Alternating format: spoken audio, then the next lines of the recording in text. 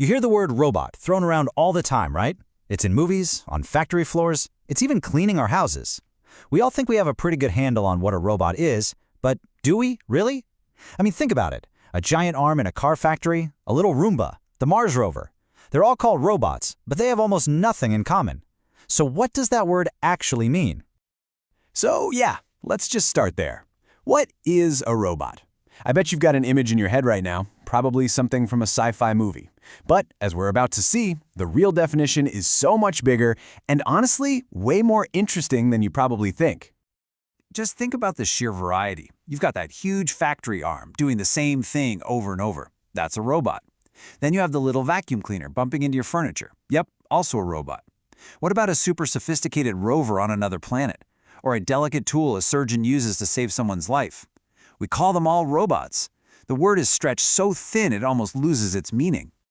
Look, trying to find one single definition that fits all of these things, it's just impossible. It doesn't work. So to really wrap our heads around this incredible diversity, we're not going to look for a definition. Instead, we're going to build a mental toolkit, a set of different lenses that we can use to look at and understand any robot we come across. And here's our game plan. First, we're going to dig into why that one little word causes so much confusion. Then we'll build our 5-part toolkit. After that, we'll actually use it to break down a real-world robot. And finally, we'll talk about why knowing this stuff actually matters for all of us. So, let's jump into part 1. One word, many meanings. The whole problem starts because we try to stuff everything into this one box labeled robot, when in reality, it's this huge, sprawling spectrum of different technologies. Think about it like this. If I asked you to classify an animal, you wouldn't just give me one label, would you? You might say it's a mammal, that's its species. But you might also talk about its habitat. Is it a land animal or an aquatic one? Or what about its diet? Is it a carnivore, an herbivore? You need all those different lenses to get the full picture. Well, guess what? Robots are exactly the same. And that brings us to the heart of this whole explainer, the Robot Classification Toolkit. We're about to build the 5 essential lenses you'll need to really understand any robot you see, from the simplest little gadget to the most advanced machine on the planet. And here they are. These are the 5 keys to unlocking what any robot is really all about. First, we'll look at its generation, kind of like its place in history. Second, its mobility. How does it actually get around? Third is function. What's its day job? Fourth is autonomy.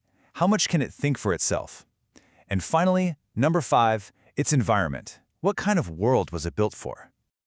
Okay, first up, generation. And this isn't just a history lesson. It tells you a lot about a robot's basic deck. The first-gen robots were just simple manipulators, basically mechanical arms doing one thing over and over. Second-gen got some basic sensors, so they could start to learn. Third-gen was a huge leap. They became reprogrammable.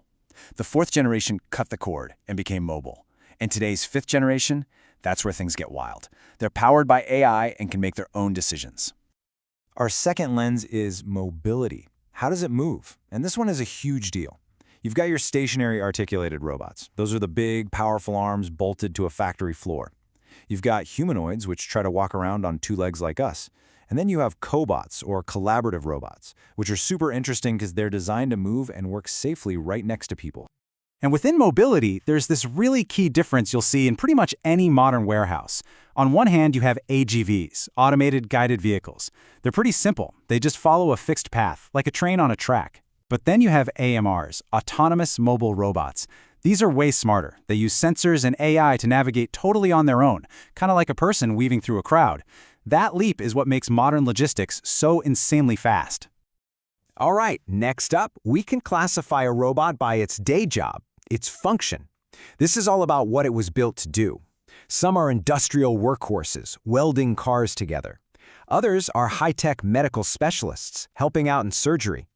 We're seeing them pop up everywhere now, in farming, in the military, and of course, in our homes, doing everything from cleaning our floors to exploring other planets. Now for our 4th lens, autonomy. And this might be the most important one for understanding where all this tech is going. It really boils down to one simple question.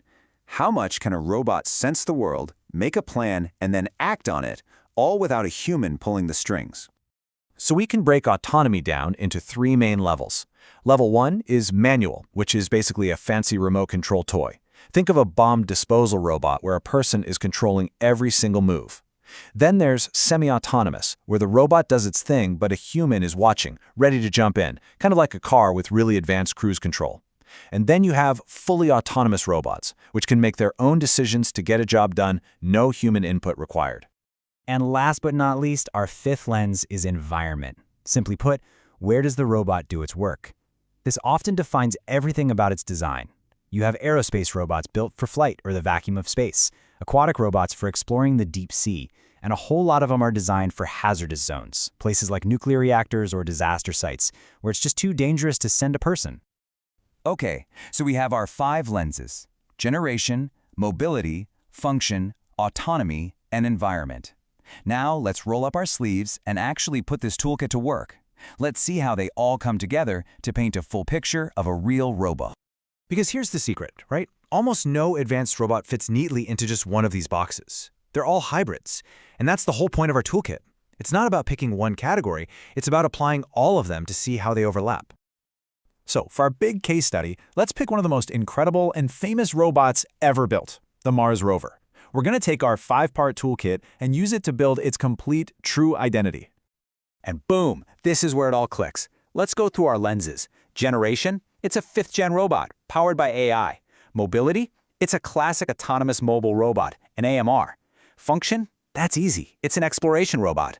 Autonomy level, it's fully autonomous. And its environment, it's operating in both an aerospace and a hazardous environment. See, now we don't just have a simple label. We have a rich, detailed identity.